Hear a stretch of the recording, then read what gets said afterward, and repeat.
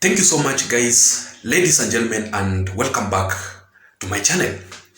I'm recording this video at exactly 8 a.m. in the morning, so maybe you could also let me know on the comment section below where you are watching this video from.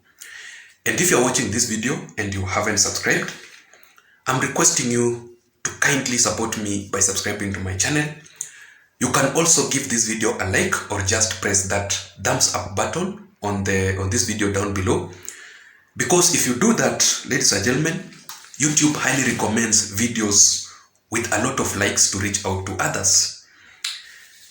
And to my subscribers, to my supporters who are currently watching this video, I just want to take this opportunity also to thank you so much for your continued support. Feel very much welcome and thank you so much as you support me.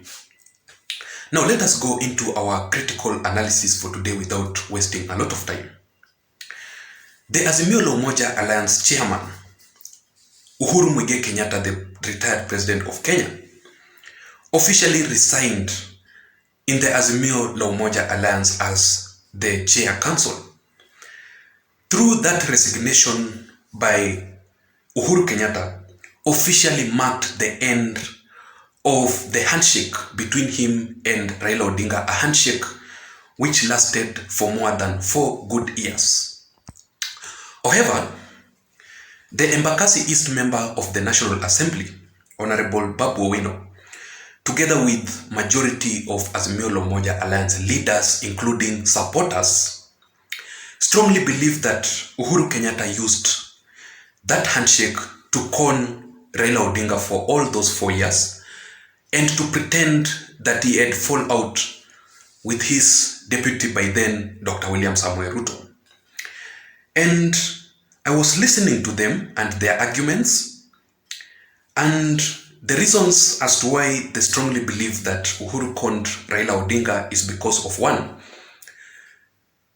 the purpose of that handshake between Raila Odinga and Uhuru Kenyatta. According to them, the main purpose of that handshake was this. Immediately after 2017 general election, Raila Amolo Odinga, because he had lost that election, he started demonstration as usual and chaos.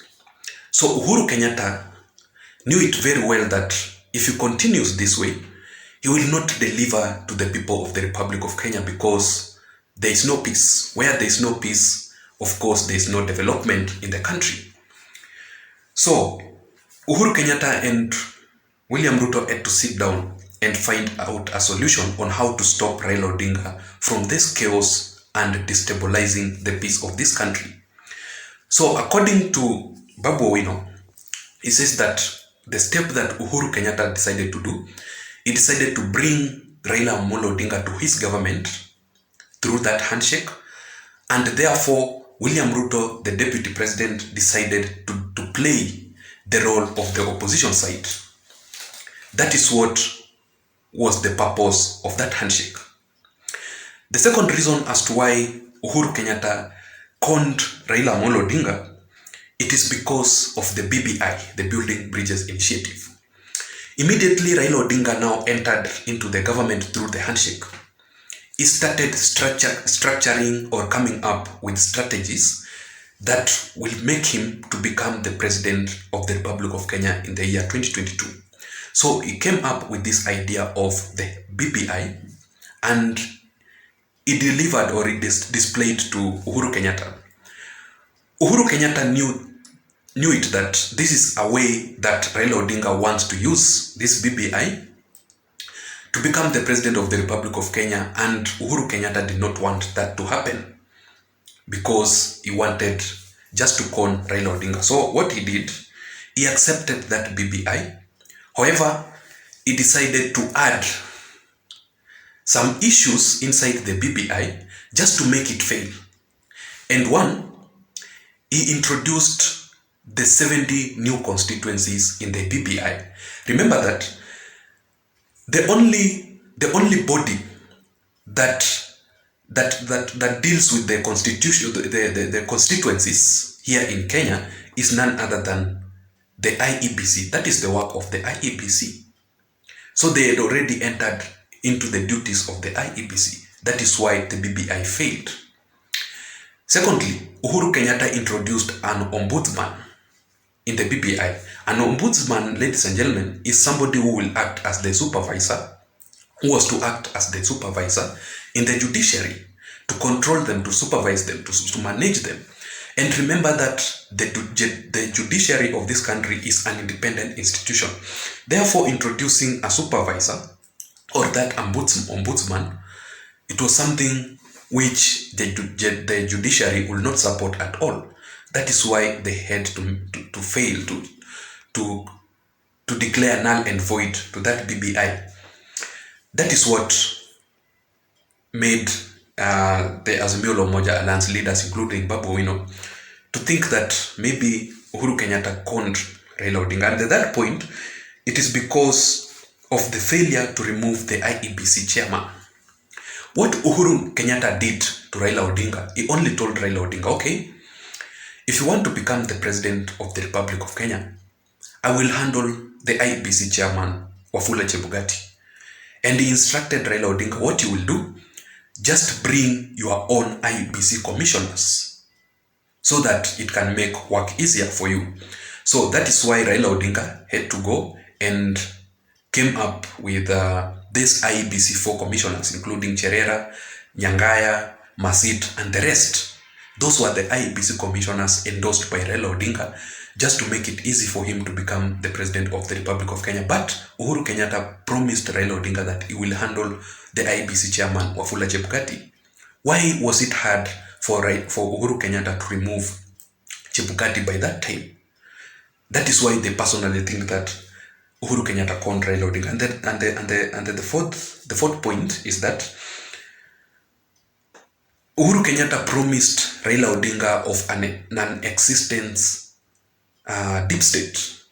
The truth of the matter, ladies and gentlemen, is that Karanja Kibicho, who was purported to be the deep state, together with Fred Okemo Matiang'i, were on the side of Uhuru Kenyatta, and they knew very well the game plan. So it was hard for them to deliver, so they did not deliver the presidency to Raila Amolo Odinga as expected. And the fifth point, it is because of the introduction of the opinion polls. A few days towards the 2022 general election, if you can still remember, ladies and gentlemen, the opinion polls clearly showed that Raila Odinga was leading by a huge margin. This was to make, all the opinion polls showed that Raila Odinga was leading. And this was to make Raila Odinga to focus on losing. Because if these opinion polls would show that Raila Odinga is losing, then Raila Odinga would start coming up with new strategies, to look around what is going on. But the moment all the opinion polls were introduced in favor of Raila Odinga became overconfident, and he decided not to look at other areas. He knew it very well that he has already taken this thing. But the question here is, ladies and gentlemen, as I wind up, why would Uhuru Kenyatta do this to Raila Odinga? Why would he con Raila Odinga? Just a reminder, if you're watching this video and you haven't subscribed, please support me by subscribing to my channel. You can also give this video a like. Thank you so much as you support me. Now let us go to these reasons as to why Uhuru Kenyatta did this to Raila Odinga, conned Raila Odinga for all these 4 years, politically speaking. In my considered opinion, Uhuru Kenyatta did this simply because he wanted to keep his promise to Dr. William Samoei Ruto. Yangu kumi, yako kumi. The truth of the matter, ladies and gentlemen, is that in the year 2002, William Ruto stood by Uhuru Kenyatta's side and they lost. In 2013, William Ruto supported Uhuru Kenyatta. In 2017, William Ruto also supported Uhuru Kenyatta twice. There is no way Uhuru Kenyatta could have delivered the presidency to Raila Odinga, yet Raila Odinga has never ever supported Uhuru Kenyatta at all in his entire political career. So I think Uhuru Kenyatta wanted just to keep his promise to Dr. William Samoei Ruto. The second thing is he wanted to run a peaceful country and deliver his promises to the people of the Republic of Kenya. Raila Odinga had started chaos, just as I had said it earlier, started chaos, and there was no peace in the Republic of Kenya. So Uhuru Kenyatta wanted just to bring Raila Odinga to his government so that, he can stop all this chaos and this country to become a very peaceful country. And the third and the very last point, it is because Uhuru Kenyatta wanted to make it easier for Dr. William Samoei Ruto to clinch to the presidency. It would be so hard William Ruto to have clinched to the presidency if he was still in the Jubilee party. The truth of the matter is that the Jubilee party failed. It failed terribly to the people of the Republic of Kenya, and majority of Kenyans were angered by the Jubilee party led by Uhuru Kenyatta.